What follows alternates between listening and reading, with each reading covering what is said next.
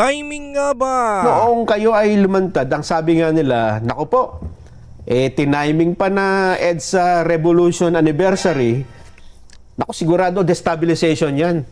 Tapos mga dating sundalo di ba, ganyan din noon na pagka gusto mong magkaroon ng kudeta, may mga lalantad na mga dating sundalo, kaya mga sundalo. Bakit ba nagkataon na February 24 pa? Wala ho kaming deliberate na plano na lumabas sa araw na yan na ang sinasabi nila wrong timing. Ako po ay nagtataka sa katanungan na yan dahil ano po ba ang dapat na timing? Ano ang right timing? Ano ang right timing para ilabas po ang katotohanan? No? At kung timing ang pag-uusapan, palagay ko tamang-tamang timing Kasi EDSA Revolution ay gusto nating ipaalala sa mga tao. Manumbalik ang kaisipan natin sa naging rason kung ano ang nangyari noong 1986. Timing nga. Ang isa pang sinasabi, sigurado may nagpondong malaki dyan, kaya ito naman matagal nyo nang nasagot, pero ngayon lang namin kayo nakausap. Mas maganda siguro ay yung mga nakakasubaybay sa atin maintindihan din yung sagot ninyo tungkol dito. Alam niyo po kung sinasabi nilang nabayaran kami, nabayaran ang mga sundalo, Eto mga kababayan, mga kabunits, paano po kayo mag-react kung ganito yung natatanggap natin sa mga netizen at sa mga ibang mga opisyal na timing sa dami-dami ng panahon talagang naitaon pa na EDSA anniversary? Pwede namang ibang araw, no? Pero ito yung paliwanag. O anong masasabi nyo? At sinasabi nilang, sigurado yan, may nagpondo. Paki-comment nyo lang dyan sa baba para replyin natin at masaya po akong mabasa yan. Thank you po, tuloy natin. Ito po yung matinding paliwanag ni Attorney Baligon. Bakit nga ba timing? Para sa kanya, good timing. At para sa iba, hindi magandang timing, wrong timing daw. Tuloy natin. ko pong ipakita sa inyo yung text messages namin nung isa na nanganak yung asawa. Dahil yung hindi nyo kasama nung isang araw. Opo. Kasi sir, pwede bang tulungan mo ako? Kailangan ko lang pambayad sa ospital. Nagpa-GCash pa ako sa kanya. And then sabi niya, sir, naiwan pa yung anak ko sa ospital. Pwede bang makatulong kayo? So, kung nabayaran po ang mga ito, hindi na ho siguro hihingi ng, ng konting halaga.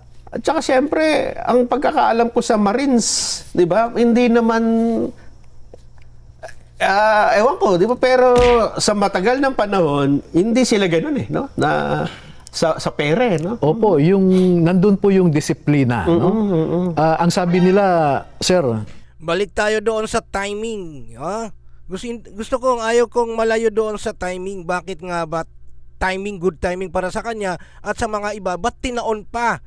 Sa panahon ng EDSA Revolution Anniversary, anong meron? Ito ang paliwanag. Tiniming pa na EDSA Revolution Anniversary, naku sigurado destabilization yan.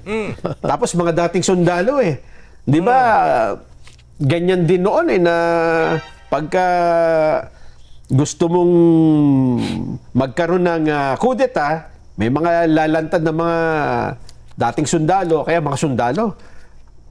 Bakit ba nagkataon na February 24 pa? Wala ho kaming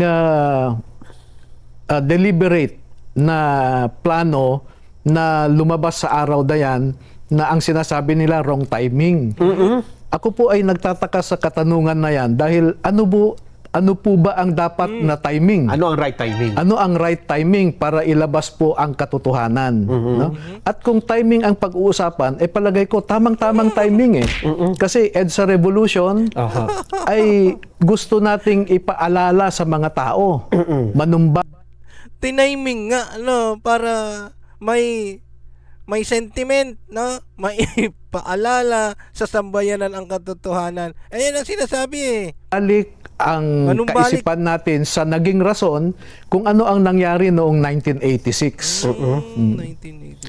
Ang isa pang sinasabi. Okay. So, yan lang po yung gusto kong bigyan natin ng reaction. Hindi ba talagang timing? Bakit sa dami ng panahon na-timing pala?